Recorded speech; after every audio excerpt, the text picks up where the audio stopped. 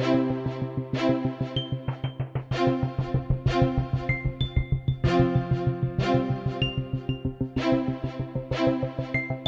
right, let's talk about some of the social stuff. Obviously, in the social space, people who are selling help in the social space are generally big fans of the social space, right? You know, whatever we're working on is the thing one should do. Sure. And you know better than anybody how overwhelmed so many people are in this social space because they're trying to do so many things. They got to build a business, figure out their offerings, develop systems for them, create the products, also be on these social blah blah blah. And so they see these social leaders on all day long, and they think they're supposed to do the same thing. So you can tell where I'm biasing the question here, I suppose, but what's your perspective on the way one should deal with the social spaces if they are not trying to develop themselves into, say, a Twitter expert? You know, they don't want to sell things about Twitter, but they want to use this for marketing purposes. What's your take? What's your approach? That's an important distinction.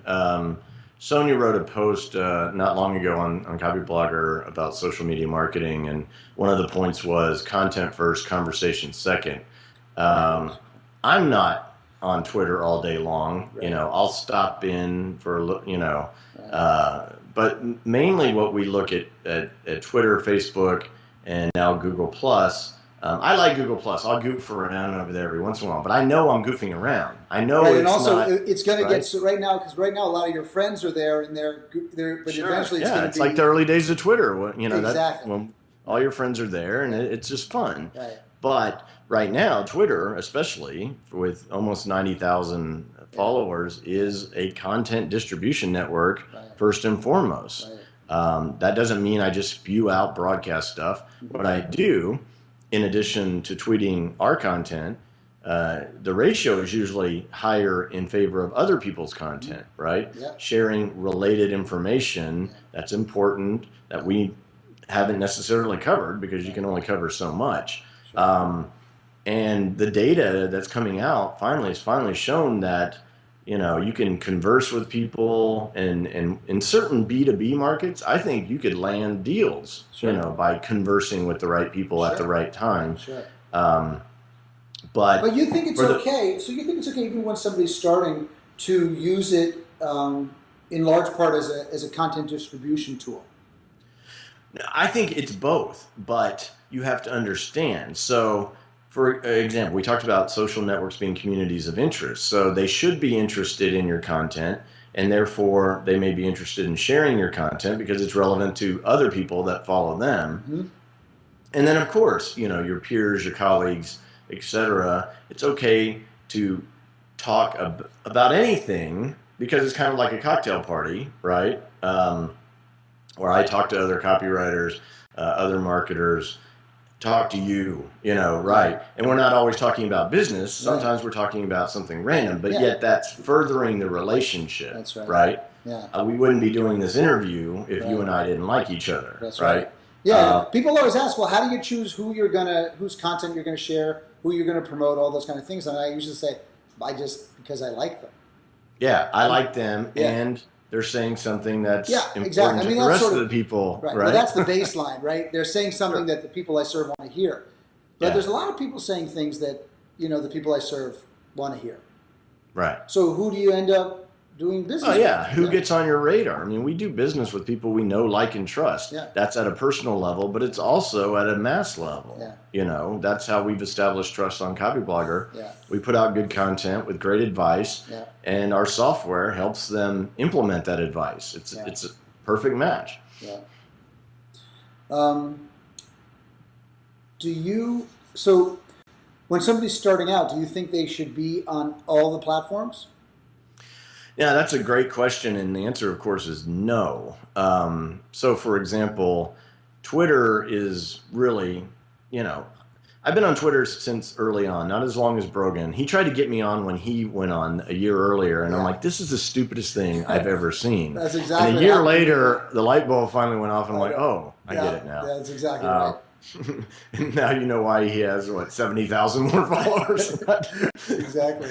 But yeah, it's a little like then I got into Twitter. It became literally part of my life. Yeah. Now, you know, you kind of have a little fatigue, and then Google Right. Plus comes along, and I'm like, Right. oh, that's fun. Sure. But am I, for business purposes, am I going to ignore Twitter? No, that's where our people are at. Right. For most people, your people are going to be on Facebook. Right. If you're in any kind of consumer market, right? And Well, that's certainly where the numbers are. I think you just sort of threw out something that I think is important. You know, for a time when you said, first you said, this is stupid. And I said the same thing. And then you said, ooh, I get it. And then you went full bore. Right. You made big commitments, spent a lot of time there, you built up an asset. Then you built up the asset. Now you're serving the asset. You're producing content for them. You're sharing other people's content, and they're getting value from it. But you're not there all the time. You now are probably focusing on some other strategies that are taking, you know. Oh, yeah. Yeah. I mean, I cannot spend all day on Twitter and lead product development. I've been hands-on with content development, even though Sonia, implements. She's finally, after 3 years, I'm turning over a bit more control. Which is why she says control freak, right? Yeah, I'm backing off the control freak a little bit. Listen, but hey, that's what got me here. So. Right. Well, sometimes what is the things that got you here won't get you there, right? Right, right. But the reason I mention it is because it's a demonstration of a commitment to a particular tactic that you believe is going to produce results. You focus on that, you hit your goals, then you move on to something else. It's very strategic, it's very tactical, as opposed to, oh, well, I'll try this a little bit, I'll try this a little bit, and we'll just see what happens. Right. Yeah? Yeah. Yeah, and unfortunately, with the tech of the week, the flavor of the week, the app of the week, people jump around because they're spending too much time looking for the new shiny instead of understanding fundamentally what you're trying to accomplish and say, I know this will get it there eventually if I stick with it. So let me see if I understand what you're saying correctly. So let's say somebody's starting a new business. They know they're going to be in content marketing, and they think they're going to spend more time on Twitter. They're going to, put Twitter as their sort of main thing.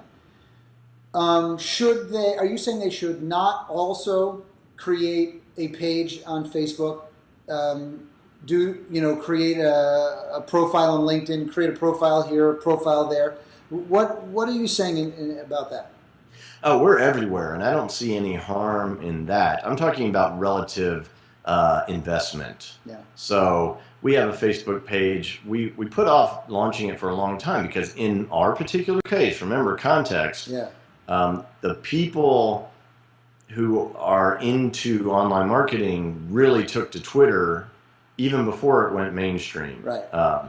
And they're on Facebook too, but they're over there for different reasons, So you have to So pay again, there's attention. the context, right?